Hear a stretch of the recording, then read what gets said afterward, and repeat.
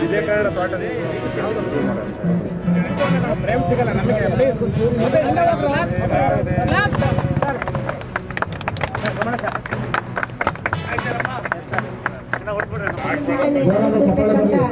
ಚಪ್ಪಾಳೆಯನ್ನ ಹೃದಯ ಮಾಡಿ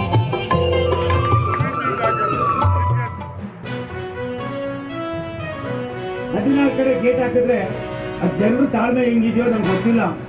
16 ಕಡೆ ಯಜಮಾನ್ರೆ ಒಂದೇ ಸಾರಿ ಕೆಲಸ ಶುರು ಮಾಡಿಸಿದ್ದೀನಿ. ಇನ್ನು 1.5 ವರ್ಷದಲ್ಲಿ ಗುಡ್ಡಿ ಇದಕ್ಕೆ ಒಂದೇ ಲೆವೆಲ್ ಕ್ರಾಸಿಂಗ್ ಇರೋದಿಲ್ಲ.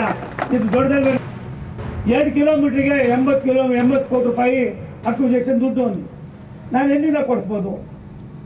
ಸಾಕ್ಷಾತ್ ನಮ್ಮ ನಿತಿನ್ ಗಡ್ಕರಿ ಸಾಹೇಬ್ರ ಹತ್ರ ಮೀಟಿಂಗ್ ಆಯ್ತು.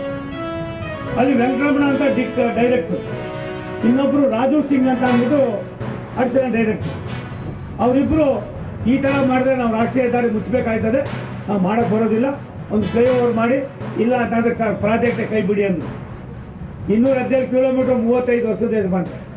ರಾಯದುರ್ಗ ತುಮಕೂರು ಟ್ರೈನ್ ಬರ್ತದೆ, ರಾಯದುರ್ಗ ತುಮಕೂರು ಟ್ರೈನ್ ಬರ್ತದೆ ಅಂದರು.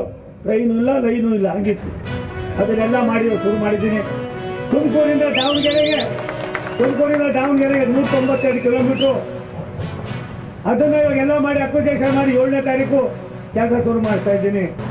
23 ROB ಮೇಲ್ಸೇತುವೆಗಳು ನಿಮ್ಮ ಯಾವುದಾದ್ರು ಕಿತ್ತೂರ್ದು ಈಗಾಗಲೇ ಶಾರದಾ ನಗರ ಒಂದಾಗಿದೆ, ವನವಳ್ಳಿದು ಸ್ಯಾಂಕ್ಷನ್ ಆಗಿದೆ, ಹಳ್ಳಿದು ಒಂದು ಆಗಬೇಕಾಗಿದೆ, ಅದು ಕೂಡ ಸ್ಯಾಂಕ್ಷನ್ ಮಾಡ್ತಾ ಇದ್ದೀನಿ. ಬಡವನಹಳ್ಳಿ, ಮಧುಗಿರಿ, ಬೈರೇನಹಳ್ಳಿ ಅಲ್ಲೂ ಕೂಡ ಬಡವನಹಳ್ಳಿ ಬರ್ತದೆ ಇವಾಗ ಸಿರಾಯಿಂದ.